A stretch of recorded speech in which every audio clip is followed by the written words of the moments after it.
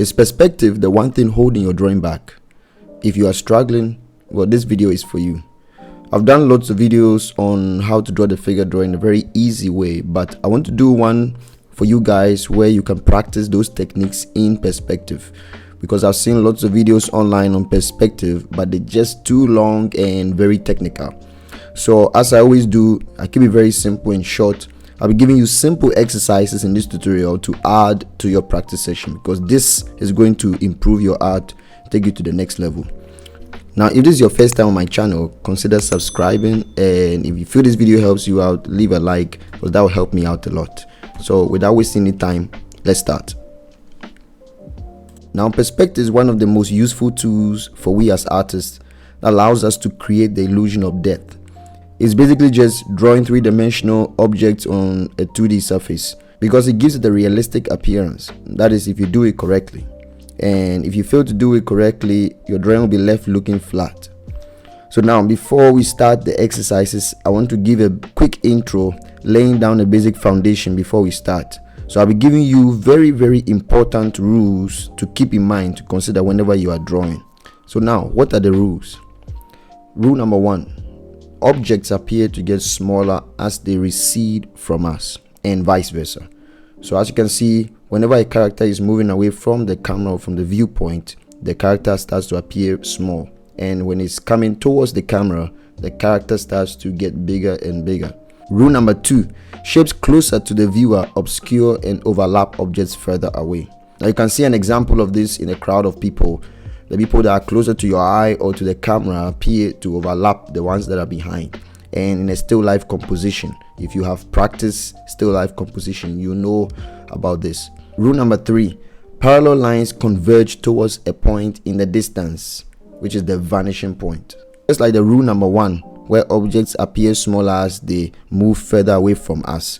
Now, these parallel lines, though they appear to your eye as meeting to a point, but they actually get smaller and smaller and give the illusion of meeting at a particular point, but they are actually still moving in a parallel motion. Now, the horizon line is this imaginary eye level line of the artist. If you look in nature, or you are a landscape painter, you see that line is where the sky meets the ground, and the viewpoint is the point from which the artist looks at the scene. Now, your viewpoint will affect how you see things, but it won't affect the rules of perspective. This viewpoint could be a bird's eye view, a worm's eye view, or basically a frontal eye level view. Let us look at the different types of perspective.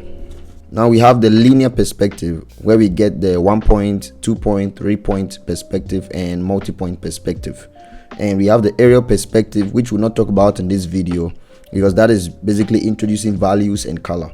And thirdly, we have the curvilinear perspective. That's a bit more advanced and goes into architecture. Now, the 1-point perspective. Now, this is the simplest among the different types of linear perspective, because it only has just one vanishing point. Now, take note, the differences between these different types of linear perspective is just the number of vanishing points present on the horizon. So 1 point means just has one vanishing point, 2 point has 2 vanishing points, and 3, and so on. Now, we use the 1-point perspective when you are drawing objects, basically in the front view, when you are creating a single strong focal point. Now, the purpose of drawing the perspective grid is to serve as a guide for someone drawing for the first time, and also for someone drawing on a professional level, to avoid errors, like a landscape artist or a concept artist, to check for errors in their designs. And as I've always been saying in my previous videos, start by drawing these basic shapes, because these will break down complex things into digestible form. Now, as you can see, I'm applying these same principles and rules I gave, letting these shapes overlap the other as they recede into the background. Keep in mind these rules whenever you are drawing, because it doesn't matter what type of perspective you are drawing, they will always apply. The only difference is your viewpoint. A very important practice I recommend is to grab an image and trace. Guys, trace. Don't let anybody tell you otherwise. Trace is very good to train your eye. Start out by tracing. I'm using more examples to illustrate this 1-point perspective. So I'm adding a figure for you to understand how it will work within a 1-point perspective, because that's the purpose of this video, to show you how to apply this within figure drawing. Now, another important exercise after drawing out these basic shapes, draw out your perspective grid and draw the shapes. And in the shapes, try and draw using what I taught in my previous videos of drawing the stick figure. Apply them in these cubes. Now, 2-point perspective. Now this is just self-explanatory, just has 2 vanishing points on the horizon. Now these don't necessarily need to be within the frame. Now the same thing, practice out these basic shapes within these 2-point perspective. Draw out and then apply the rules. Draw and apply the rules. It's simple, guys.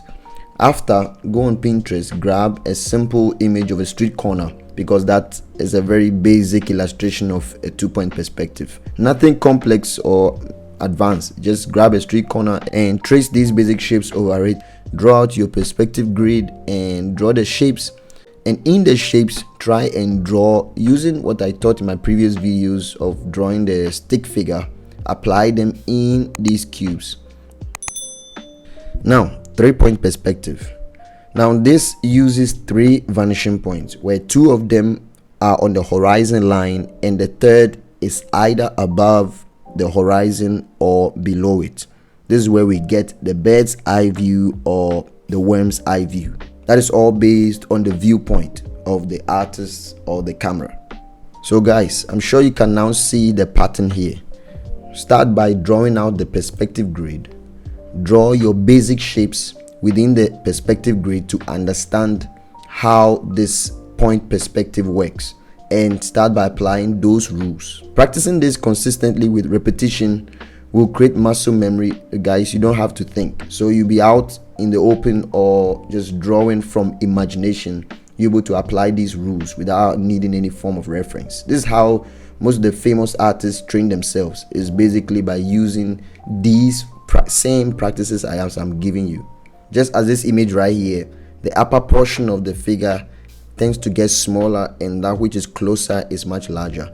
You see people saying, how do I draw foreshortening? How do I draw foreshortening? It's just the same rule, just this basic rule. What appears closer to the camera is much larger, and what is further away is much smaller. Now you can do whatever you want by exaggerating.